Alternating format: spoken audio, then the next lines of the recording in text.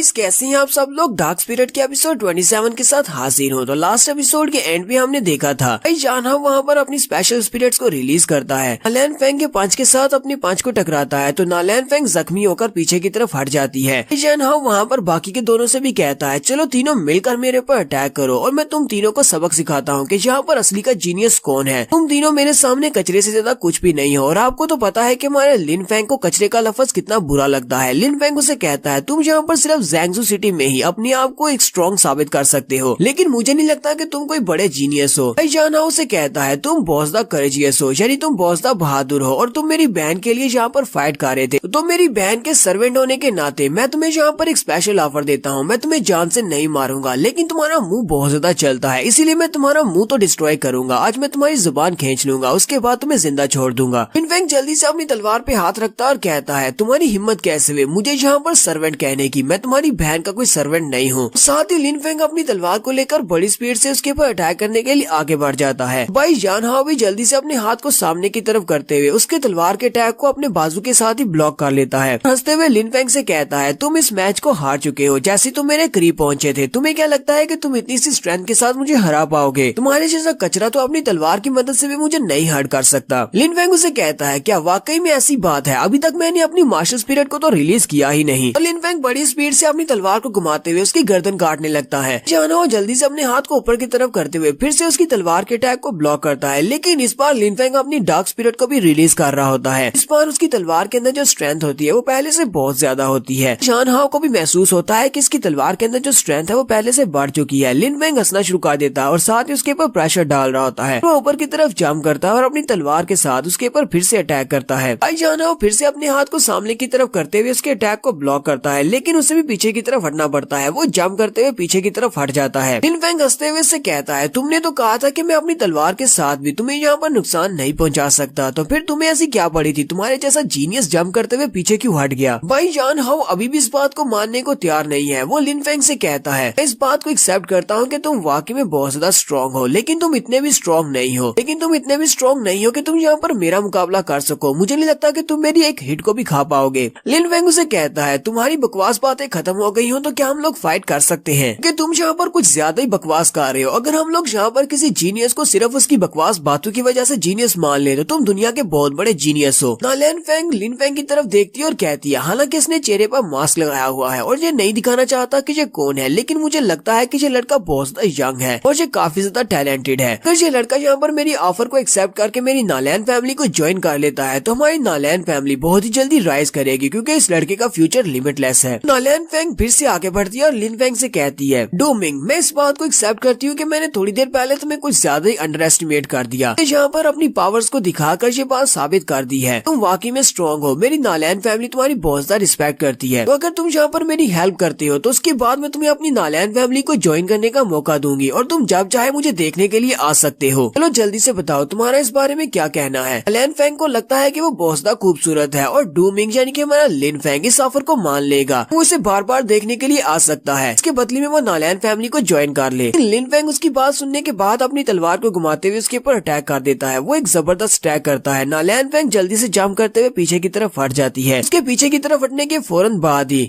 लिन Feng फिर से अपनी पाम को सामने करते हुए अपनी डार्क स्पिरिट को रिलीज करते हुए उसके ऊपर पाम टेक्निक से अटैक करता है और वो वाला अटैक भी काफी ज्यादा पावरफुल होता है। वो अटैक इतना पावरफुल होता है कि नालैन फेंग एरिना के रिज के ऊपर जाकर अपने आप को बड़ी मुश्किल से संभालती है। वो वहाँ से नीचे गिरने लगती है। लिन फेंग उसे कहता है अपनी बकवास बंद करो, तुम तो यहाँ पर मेरे सामने टिक भी नहीं पा रही और तुम्हें लगता है कि तुम यहाँ पर मुझे पर्सनली टीच कर सकती हो। मुझे लगता है कि तुम्हारी नालैन फैमिली बहुत ज्यादा महान फैमिली है, तुम मेरी मास्टर बनने के लायक हो, जबकि तुम मेरा मुकाबला भी नहीं कर सकती। फिर साथ ही हमारा लिन फेंग बाई जानहा से कहता है और रही बात तुम्हारी, मेरा ऐसा कोई भी इरादा नहीं है तुम्हारे बदले के बीच में आने का। तुम चाहो तो नालैन फैमिली को डिस्ट्रॉय कर सकते हो, कि तुमने यहाँ पर एक बहुत बड़ी गलती कर दी। तुमने इन सभी के साथ मुझे भी मिक्स कर दिया और बार बार मुझे यहाँ पर कचरा कहा, जिस लफ्ज से मुझे बहुत ज्यादा नफरत है। क्या तुम्हें वाकई में लगता है कि तुम इतने बड़े जीनियस हो कि तुम यहाँ पर ज़ैंगज़ू सिटी में ये सब कुछ कर सकते हो? तुमने यहाँ पर आते ही कहा कि नालैन फेंग कुछ ज्यादा ही एरोगेंट है अपनी पावर के बलबूते पर, यहाँ पर एरोगेंटली बिहेव करती है। लेकिन तुमने क्या किया? तुमने भी हरीना में आने के बाद अपनी पावर को शो ऑफ करवाने के बाद यही सब कुछ किया। तुम हम सभी को कचरा समझते हो। तुम सभी को आज मैं यहाँ पर एक बहुत ही अच्छा सबक सिखाने वाला हूँ। मैं तुम सभी को दिखाऊंगा कि एक असली का जीनियस कैसा होता है। साथ ही लिन फेंग वहाँ पर अपनी मास्टर स्पिरिट को रिलीज करता है। उसकी सेलेस्टियल डार्क डार्क स्पिरिट और साथ में उसकी सेलेस्टियल डार्क बुक भी रिलीज होती है। भाई जान हाउ उसकी मास्टर स्पिरिट को देखकर बहुत ज्यादा घबरा जाता है। थोड़ी देर पहले जब लिन फेंग ने इसके ऊपर अटैक किया था तब उसने अपनी मास्टर स्पिरिट को अवेकन नहीं किया था। भाई जान हाउ पीछे की तरफ हटता और कहता है मुझे इसकी मास्टर स्पिरिट का प्रेशर महसूस हो रहा है, ये लड़का वाकई में बहुत ज्यादा स्ट्रॉन्ग है, मैं यहाँ पर ज्यादा टाइम वेस्ट नहीं कर सकता, मुझे जल्दी से जल्दी इसके ऊपर अटैक करना होगा। लिन फेंग सामने की तरफ से अपनी तलवार को घुमाते हुए उसके ऊपर एक कट लगाता है कि भाई जान हाउ अपनी इनविंसिबल गोल्डन बॉडी को यूज करते हुए उसके अटैक को ब्लॉक करता है, लेकिन उसकी इनविंसिबल गोल्डन बॉडी भी इसके काम नहीं आती। लिन फेंग उसकी बॉडी के ऊपर बहुत सारे कट्स लगाने के बाद आगे गुजर जाता है और भाई जान हाउ बहुत ज्यादा जख्मी होकर वहीं पर नीचे गिर जाता है। उसके नीचे गिरने के फौरन बाद ही हमारा लिन फेंग अपनी तलवार को फिर से घुमाते हुए उसके ऊपर अटैक करने के लिए आगे बढ़ता है। जैसे वो अपनी तलवार के साथ उसके ऊपर अटैक करता है तो उसकी डार्क स्पिरिट रिलीज होती है। वहाँ पर एक जबरदस्त धमाका होता है तो लिन फेंग जहाँ पर उसके ऊपर अटैक तो करता है लेकिन उसकी जान नहीं लेता। वक्त क्यू जैन भी भागती हुई अरीना में आ जाती है और अपने ब्रदर को सहारा देती है। उससे पूछती है ब्रदर क्या तुम ठीक हो? वो उसे कहता हाँ मैं ठीक हूँ, बस छोटी मोटी चोटें हैं, चलो यहाँ से चलते हैं कि हमारा प्लान फेल हो चुका है। मुझे नहीं लगता कि हम लोग यहाँ पर अपनी क्यू फैमिली को दोबारा से राइज करवा पाएंगे जहाँ पर हमसे भी बड़ा एक जीनियस है। टूलैन अपने भाई को लेकर उस अरीना से बाहर चली जाती है। अब इस अरीना में सिर्फ लिन फेंग, नालैन फेंग और लिन कियान ही बचे हैं। नालैन फेंग तो पहले से जख्मी है, कियान अभी तक इंटैक्ट है। वो उसे कहता है अब हम दोनों ही अरीना में बचे हैं, चलो अपने इस टूर्नामेंट को स्टार्ट करते हैं। लिन कियान उसे कहती है मुझे नहीं लगता कि ये जरूरी है, हमें यहाँ पर फाइट करने की जरूरत नहीं है, मैं पहले सरेंडर करती हूँ। क्योंकि साथ ही वो सोच रही होती है कि ये बंदा आखिर है कौन और ये इतना ज्यादा स्ट्रॉन्ग कैसे हो सकता है। लिन फेंग उसकी बात सुनने के फौरन बाद ही जल्दी से अपने फ्लीटिंग शैडो टेक्निक को यूज करते हुए अपनी तलवार को लेता है और उसके ऊपर अटैक करने के लिए आगे बढ़ता है। इसी वक्त उसके फादर चिल्लाकर कहते हैं लिन कियान चलो जल्दी से अरीना से बाहर आ जाओ, लेकिन लिन फेंग उसे टाइम ही नहीं देता और वो अपनी तलवार को घुमाकर उसके ऊपर अटैक कर देता है। कियान जल्दी से अपने हाथ को सामने की तरफ करते हुए उसके अटैक को ब्लॉक करती है, लेकिन वो बहुत ज्यादा घबरा जाती है। लिन फेंग उसके बहुत ज्यादा करीब है। लिन फेंग कहता है अब तुम नहीं बचोगी, तुम तो यहाँ पर मरने वाली हो। इस वक्त उसके फादर अपनी सीट को छोड़कर जल्दी से अरीना के सेंटर में आ जाते हैं और लिन फेंग के ऊपर अटैक कर देते हैं, जिससे लिन फेंग को भी वहाँ पर से पीछे हटना पड़ता है। लिन कियान के डैड अपनी बेटी को वहाँ पर बचा लेते हैं और कहते हैं लिन कियान क्या तुम ठीक हो? लिन कियान उनसे कहती है हाँ डैड मैं बिल्कुल ठीक हूँ। लिन फेंग लिन बा से कहते हैं देखो तो जरा तुम यहाँ पर इस टूर्नामेंट के रूल्स को तोड़ रहे हो। लिन फैमिली वाले तो वाकई में बहुत ज्यादा घटिया लोग हैं, सभी लोग किसी भी रूल्स को फॉलो नहीं करते। अगर लिन फैमिली की यंग मिस के पास इतनी ज्यादा स्ट्रेंथ नहीं है तो उसे पहले से ही सरेंडर करके इस फील्ड को छोड़कर भाग जाना चाहिए था कि यहाँ पर एक एल्डर को उसकी जान बचाने के लिए आना पड़ा। ये तो लिन फैमिली के नाम पर एक बहुत बड़ा धब्बा है। लिन फेंग के अंकल जल्दी से अपने हाथ को सामने की तरफ करते हुए अपनी मास्टर स्पिरिट को रिलीज करते हैं और कहते हैं तुम्हारी हिम्मत कैसे हुई यहाँ पर हम सभी लोगों के सामने इतनी एरोगेंटली बिहेव करने की, चलो देखते हैं कि इस मास्क के पीछे कौन छुपा हुआ है। वो अपनी पावर्स के साथ उसके मास्क के ऊपर अटैक करते हैं और लिन फेंग का मास्क टूट जाता है। जैसे ही उसका मास्क टूटता है तो वो सभी लोग उसका चेहरा देखकर बहुत ज्यादा हैरान हो जाते हैं। वो लोग कहते हैं ये तो लिन फेंग है। कहानी सुनाने वाला कहता है लिन बा डाओ और लिन कियान वो दोनों तो लिन फेंग को वहाँ पर देखने के बाद थोड़ी देर के लिए फ्रीज हो गए, क्योंकि उन्हें समझ नहीं आ रही होती कि वो यहाँ पर क्या करें। तो उनकी लिन फैमिली का यंग मास्टर उनके सामने खड़ा है और जिसने इस टूर्नामेंट को जीत लिया है। सिर्फ यही दोनों नहीं बल्कि लिन फैमिली के बाकी के सारे लोग भी जो कि वहाँ पर इस मैच को देखने के लिए आए थे, वो सभी लोग भी बहुत ज्यादा हैरान हो जाते हैं। जिस यंग मास्टर को कचरा समझते थे, जिस यंग मास्टर को उन्होंने अपनी फैमिली से बाहर निकाल दिया, वो यंग मास्टर आज यहाँ पर खड़ा है और इतना बड़ा जीनियस बन चुका है कि उसने यहाँ पर बड़े बड़े टॉप जीनियसेस को हरा दिया है। नालैन फेंग कहती है ये तो लिन फेंग है, मैंने कुछ दिन पहले इसको मरवाने की कोशिश की थी, इसी वजह से इसने यहाँ पर मेरी नालैन फैमिली से बदला लिया है। ये मुझे इसलिए इस तरह ट्रीट कर रहा था और मेरी फैमिली के लोगों को भी मार डाला। लिन कियान उसे कहती है ऐसे कैसे हो सकता है, तुम इतने स्ट्रॉन्ग कैसे हो सकते हो, तुम तो हमारी लिन फैमिली के कचरे हो। लिन फेंग उसे कहता है तो तुम सभी को इस बात से बहुत ज्यादा हैरानी हो रही है, लेकिन हैरान होने की जरूरत नहीं है, मैं वही लिन फेंग हूँ। कचरा समझकर तुम लोगों ने फैमिली से बाहर निकाल दिया और मेरे डैड से मेरी फैमिली हेड की पोजीशन को भी छीन लिया। बाकी के सभी देखने वाले भी हैरान होते हैं और कहते हैं ये तो वाकई में लिन फेंग ही है। लेकिन हमने तो सुना था कि लिन फेंग बहुत ज्यादा वीक है, लगता है कि इनकी फैमिली वालों ने ये गलत अफवाह फैलाई होगी कि लिन फेंग वीक है, सिर्फ इसको फैमिली हेड की पोजीशन से हटाने के लिए। लिन फेंग अपने अंकल और ग्रेट एल्डर से कहता है तुम दोनों बहुत ज्यादा कमजोर हो, मेरे फादर की पावर लेवल के बराबर भी नहीं पहुँच सकते, तुम तो उनकी एक हिट को भी बर्दाश्त नहीं कर सकते, लेकिन फिर भी तुम लोगों ने यहाँ पर प्लान बनाया हानरेबल अंकल यानी कि ग्रेट अंकल को शामिल करके मेरे डैड के पास से उनकी पोजीशन छीन ली और मुझे और मेरे डैड को फैमिली से निकाल दिया। तुम लोगों ने ग्रेट अंकल से जाकर यही कहा होगा कि लिन कियान का टैलेंट मेरे डैड की और मेरे टैलेंट से बहुत ज्यादा है, इसी वजह से हम दोनों को फैमिली से निकाल दिया जाए और लिन बा डाओ को नया फैमिली हेड बना दिया जाए। और अंकल ने इस बात को मान भी लिया। जरा देखो तुम्हारे लिन कियान जिसकी तुम लोग इतनी तारीफें करते थे, वो यहाँ पर मेरे हाथों से हार चुकी है और वो भी बहुत ही बुरी तरह से हारी है। तुम्हें लगा था कि लिन कियान की मदद से तुम लोग अपनी लिन फैमिली को राइज करवा सकते हो, जबकि लिन कियान की वजह से तुम्हारी फैमिली का नाम खराब हो रहा है। तो लिन फेंग के अंकल चिल्लाकर उसे कहते हैं अपनी बकवास बंद करो। फिर साथ ही वो सिटी गवर्नर से कहते हैं सिटी गवर्नर, जबकि टूर्नामेंट खत्म हो चुका है तो क्या मैं इस लड़के को यहीं पर मार सकता हूँ? आपको इस बात से कोई एतराज तो नहीं होगा? सिटी गवर्नर उसे कहते हैं मुझे इस बात से कोई भी एतराज नहीं है, क्योंकि ये तुम लोगों की लिन फैमिली का आपस का मसला है। चाहो तो इस अरीना को यूज करते हुए इस लड़के को मार सकते हो। और यहीं पर हम लोग अपनी एपिसोड 27 का एंड करेंगे। एपिसोड की एक्सप्लेनेशन अच्छी लगी हो तो कमेंट करके जरूर बताइएगा। चैनल को सब्सक्राइब कर दे, वीडियो को लाइक और शेयर कर दें। शुक्रिया।